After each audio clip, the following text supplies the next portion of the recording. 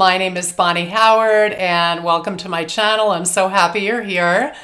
This week I am going to go over the second part of an episode that I entitled The Chronic Illness Warrior's Bill of Rights. And what this was is 11 rights that I believe that every person with chronic illness is entitled to in order to live a happier, more full life with more confidence and more equity and all of those good things. So, if you have not watched last week's episode, I'm going to put a link to it below, or if you're listening on the audio version, I will put that link in the show notes. So last week I went over the first 5 of the 11 rights. This week I'm going to go over numbers 6 through 11, starting with number 6. Number 6, you have the right to say yes to whatever makes you more comfortable. So when I say this, I say it because we have so much physical and emotional discomfort already that whatever we can do to relieve some of that discomfort, bring it on. I mean, it just makes sense. When I was in the corporate world, I would dress up in business suits and dresses every day and high heels and sit at a desk for 9 hours and just absolutely be in excruciating pain. And then on top of that, have the uncomfortable textures and the tightness and just not feeling comfortable. Today, you will see me in a lot of baseball hats and tank tops and down below yoga pants. Probably 95% of the time I spend in that kind of attire, and it's just more comfortable. It's not confining, and it's easy, and it doesn't require ironing or anything. So it's one of those things that makes life easier, and we need to do whatever we can to make life easier. The next thing I'll say is I used to wash my hair every day. And oh boy, that's not even close anymore. These days, I think I went then to about 3 times a week, then I switched to 2, and these days, it's 1 to 2 times a week. If I wash it every 5-6 days, I'm doing pretty good. And it's just a matter of conserving energy and again, making yourself comfortable. And taking showers can be very uncomfortable when you're dealing with things like dysautonomia and POTS and fatigue. That's why I wear a lot of baseball hats. They are my best friend. I have a couple of other hacks, and I'll probably do an episode on that someday, but just a few things that I do to make myself more comfortable. I sleep with a body pillow at night, and I wrap my legs around it, my arms around it, and I honestly don't know how I ever did without it. At times when I'm having lower back pain, I'll sleep with something underneath my knees to kind of take the pressure off my lower back. I use a neck pillow. I use a weighted blanket, which if you haven't tried it, it's absolutely amazing. I will never go back. It does help to relieve anxiety. It's just kind of like a warm hug, and it just feels good, and it just really helps to relax me, because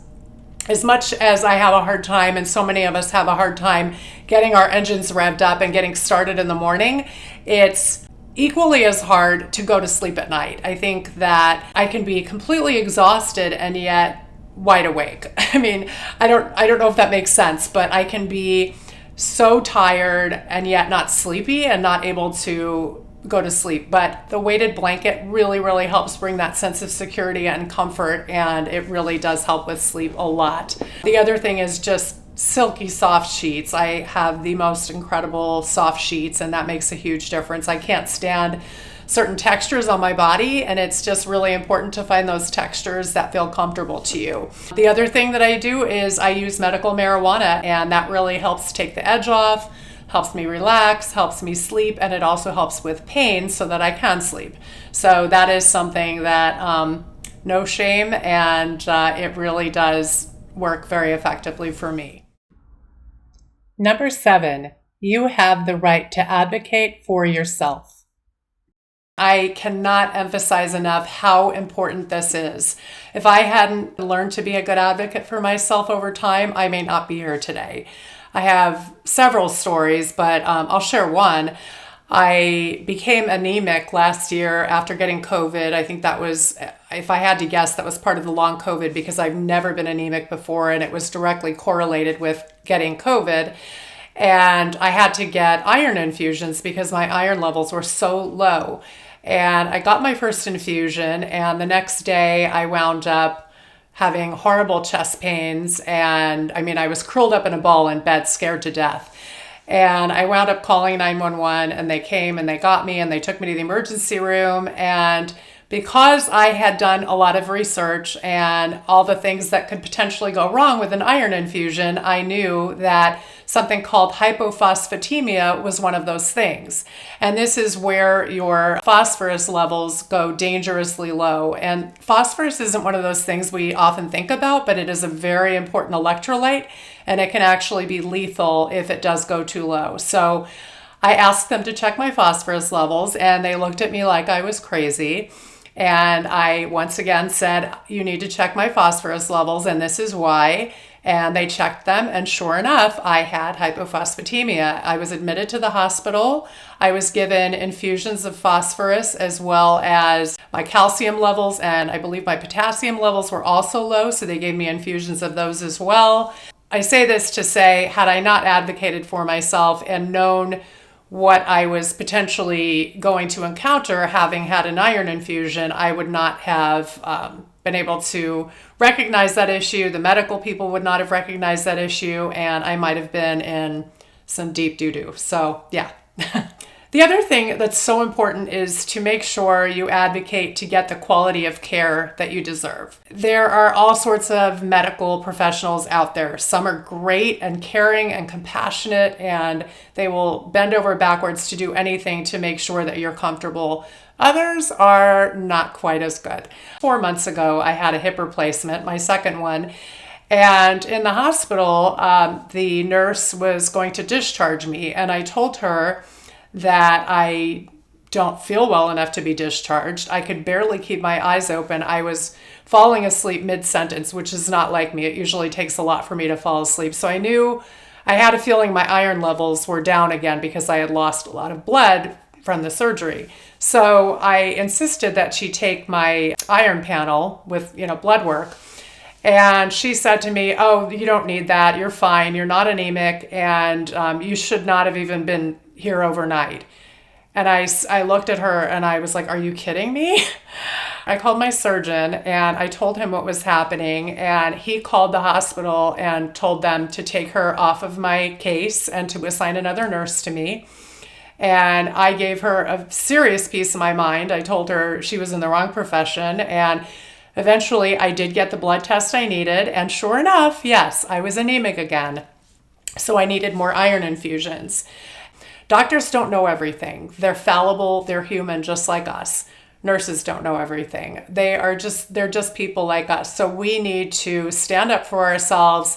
And if something doesn't feel right to you, you need to make that known. And if someone doesn't listen, you ask for someone else, because this is your life. This is extremely important, and you advocating yourself could be the difference between life and death. I mean, sorry to be so serious, but it is a serious topic. The other thing I'll say is whenever you're given a prescription or a recommendation for a supplement for that matter, always research both the side effects and the interactions. Even supplements, people think supplements are so benign and harmless, and that's not always the case. Supplements can also have side effects, and they can interact with your prescription medications. So it's very, very important before you put anything in your body to fully do your research and make sure that it's not going to counteract anything or exacerbate any of your symptoms. I was taking a supplement that was supposed to help with UTIs, and it turns out that supplement also lowers blood pressure, and I have insanely low blood pressure. I have to take multiple medications a day in order to keep my blood pressure at a normal rate. So I say that again to say, just really make sure you know what you're taking, and make sure that before you agree to take anything, that you completely, ask every question and do all the research necessary, because you matter. Number 8, you have the right to protect your physical and your emotional safety. If somebody offers to involve you in a certain activity or event or something that you feel is not good for your emotional or your physical health, then you have every right to say no. And no is a complete sentence. You do not need to provide an explanation. If you feel like you must, you can keep it vague. Just say, I don't think it's in my best interest to do that right now, or I don't feel like that would be good for my health. And that's okay. And if they don't understand, then that's not your problem. You have to make those decisions to protect yourself. Let's talk about masking for a minute, because when I talk about, physical safety, masking, when I'm talking about, the masks we all wore during the pandemic, some of us wore them before the pandemic because there's a need for it with certain medical conditions. There was so much political stuff around masking, and I think that I know for a very long time I was wearing masks in places where most people weren't. And I got some looks. People are going to look, people are going to make comments, and the bottom line is you need to do what you need to do to protect yourself. And if you are vulnerable to illness and it makes you feel more comfortable to wear a high quality mask like an N95 or a KN95 mask, then I fully promote and support that. Yeah, and don't let anybody make you feel any such way for making that decision. That is completely your choice to protect yourself, because long COVID is real. I had it. Let's talk about emotional safety. You should limit your exposure to anybody who makes you feel like first of all, like your illness is not real, like they don't believe you, like they think you're a hypochondriac, or where they feel like you need to somehow prove to them that you're actually sick. That's not healthy to have to constantly be looking for their validation. So I think it's wise to limit your exposure to those kinds of people and, seek out people that can better support you. There are so many wonderful, especially now in the age of the internet, we have so many online resources where you can meet so many incredible people online. There are support groups. I recommend Facebook support groups are great. Even if you're not on Facebook, it's worth it just to get on Facebook for that alone. There are local support groups. There are different conferences. I have met the most incredible people at conferences for dysautonomia, conferences for Ehlers-Danlos syndrome. So you can seek these things out and really make some incredible connections with people who understand and they've walked the same path that you have. So it's really a great thing when you have those bonds and when you're not in the company of people who are constantly questioning, whether or not you're actually sick. You shouldn't have to deal with that. I mean, it's hard enough to deal with the illness itself without having to defend whether or not you actually have a real illness. So don't put up with that. Number 9, you have every right to live fully on your good days.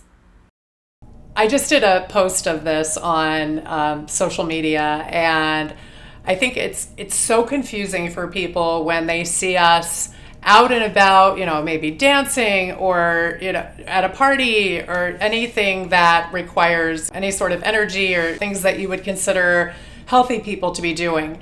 And when they see us doing these things, they suddenly think we're cured and we're better and it's all, the illness is gone, but that's the thing. It's chronic illness. Chronic means it's ongoing. So I think that we don't need to, just because people can't understand that doesn't mean that we need to stop living. Embrace those days that you have when you have the energy, when you feel good. Live fully, go out, do the things you want to do, because you don't know what's coming next. You don't know when you may be laid up in the hospital again or laid up in bed for a while. And you don't owe those people an explanation. Let's face it, we have good days and bad days. We have good hours and bad hours, and it's ever changing. So, I try to make people understand that. They're not always going to, but that should not stop you from completely living your life to the fullest.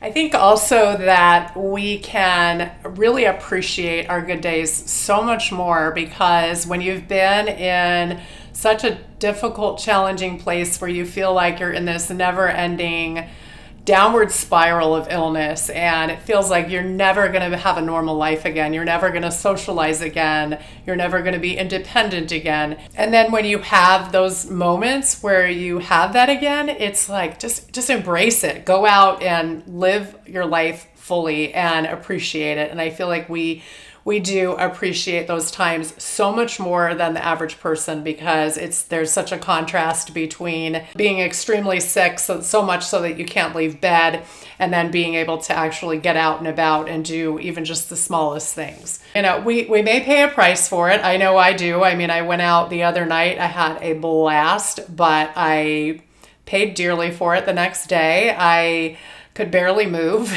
and I didn't get out of bed till 1, and then I got out of bed and ate and sat in a chair for another few hours. And I think I finally got out of my pajamas at about 4 p.m.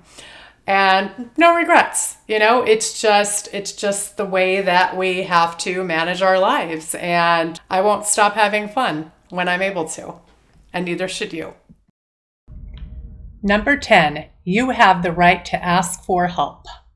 This is probably my biggest challenge with being chronically ill. It is so hard for me to ask for help, and I've gotten a lot better at it, but it's still something I continue to work on very regularly. There's so many different reasons, and I'll get into that, but this can be, in the form of asking people for help with chores around the house, with things like preparing meals, with running errands, with cleaning, things that are going to take energy from you that you just don't have to give. And wouldn't you rather spend that little bit of energy that you do have on things that you enjoy doing instead of these mundane tasks? If you do all those things yourself, you may not have anything left over to actually enjoy your life. So asking for people to help you out is not a bad thing. That will just give you a little bit more bandwidth to do the things that are important to you. There's things also where you should ask for help so you don't hurt yourself. I have a story. Again, I have a lot of stories.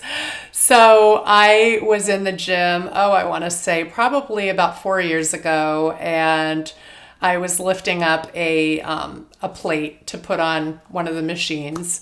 It was a 45-pound plate. That's pretty heavy and not something I probably should have been lifting, especially when that particular day I was feeling especially dizzy and weak and lightheaded. And I made the poor choice to do it. Well, it slipped out of my hand, fell onto my shin, and then fell onto my foot. And 2 guys were standing close by, and they looked at me, and I had blood dripping down my leg, and I was kind of frozen, and they asked if I was okay, and I said, I'm not sure. And I ran into the bathroom and took off my shoe, and my foot blew up like a balloon. I wound up in the ER. I wound up wearing a boot for months. Was it really worth it? Or would it have been easier to swallow my pride for a minute and take a second and say, hey, would you mind just helping me? They probably get a little bit of ego boost out of, having a woman ask them to help them anyway. So, everybody wins. It can also mean bigger things like going to therapy and asking for a handicap parking sticker, or using a mobility aid like a walker, a wheelchair, or a cane. These are things, I've done every single one of those things at some point in my life when I've needed it. And yes, it was a little bit of like an ego shattering thing for me, but my ego's been fully shattered now. There's nothing left. I've been in public with all of these different things, and wearing a neck brace and walking with a walker and walking with a cane, and sometimes you need the help. And if it's a matter of allowing you to be able to get out and do things, and you just need to make this slight adjustment, then go ahead and do it, because otherwise, you're gonna limit yourself to how much you can live your life, and that's really not worth it. So I wanted to talk to you about the reasons why I think it's so hard for so many of us to ask for this help. There's a few of them. I know for me, definitely, I've always prided myself in being a person that's extremely independent. For most of my life, I was single or a single mother, and I worked and I had my career and I made my own money, and I kind of took pride in the fact that I can do it all by myself. I can take care of the house and the finances and the child and my job and not have to ask for help. That's no longer the case. And that's a hard pill to swallow. I mean, it's not easy to admit that you need some help, but sometimes we have to just concede to that, swallow our pride. And that's another reason. The pride. I think that, we just sometimes, and I know I have so much pride in myself and like having, being able to do things independently, but I can't anymore. When I can, I do, but there are times when I can't and I have to ask for help. And then the other thing is, I think a lot of people feel like they're a burden. And this is one that is really, really hard for me too. So I get it. And I know it's not easy and there's really no easy way around it. But just know that people who love you will not consider you a burden, and they will be there to help, and they will do it with a smile on their face because helping you gives them pleasure. I mean, think about it. Think about a time when you had a friend that was in need, whether they had some sort of a major issue going on, a psychological issue or a physical issue, and you stepped in and you helped them. How did that make you feel? I know for me, when I can step in and help someone when they're unable to help themselves, that's just fills my heart up. So take that time to give people the opportunity to feel good and help you out. Don't think you're being a burden. The other thing is, don't feel like you need to ever apologize for your situation. I think, so many people are like, oh, I'm so sorry. They'll ask for help, but then they'll 2 seconds later apologize for asking for help. You don't need to apologize. This isn't your fault. You didn't ask to be sick. Okay? So stop saying I'm sorry. You don't have to be sorry. You just have to be you and live the best way that you can. And the people that love you should understand that. Number 11, you have the right to be unapologetically a part of society. You matter. I think so many times, I will say, I think it's gotten better. I think that disability rights have gotten better, but there is still a long way to go. And I think that so many people are just uncomfortable with people that are not just like them, and they treat us as though we're invisible, and they discount us or ignore us, or just they're afraid to talk to us, or if what we have is visible to them. So, for example, when I was in need of a wheelchair, I remember going out in that wheelchair the first day, and I went to an aquarium with my son and his cousin and my cousin, and we got there and we were, buying our tickets and checking in, and the lady at the check-in just looked over me and didn't even acknowledge that I was there. And when I asked her something, she explained it to me like this. Like maybe there was something wrong with my brain, which there wasn't. I was in a wheelchair, okay? That doesn't mean that I have like a mental condition. It could be, but in this case, not. But, people make these assumptions, and it's maddening. It's just, I'll tell you what makes me happy is when somebody looks at me when I'm in a wheelchair or using a walker or something that is out of the norm, or I'm in a neck brace, which I've been several times, and they say, oh, can I ask what happened? I am always more than happy to share with people what's going on. And I would so much rather that than they ignore me or, just act uncomfortable. It's just awkward. We're all people, okay? So, you have the right to take up space in this world. You don't need to apologize for being who you are and for your condition. That's not your fault. It's not your problem if people can't handle it. You just need to show up and live your best life, and you should be included in conversations and activities just like anybody else. The other thing I'll say is if you go somewhere and you need special accommodations, you shouldn't be afraid to ask or, hesitant in any way to ask for that. That is the expectation. At a minimum, you should be provided with accommodations so that you can participate in activities just as anyone else would. So please don't be afraid or hesitate to ask for those things. And, bottom line is you matter. And I want you to know that you are loved deeply and fully, and you matter just as much as any other person in this world, regardless of what your chronic condition is.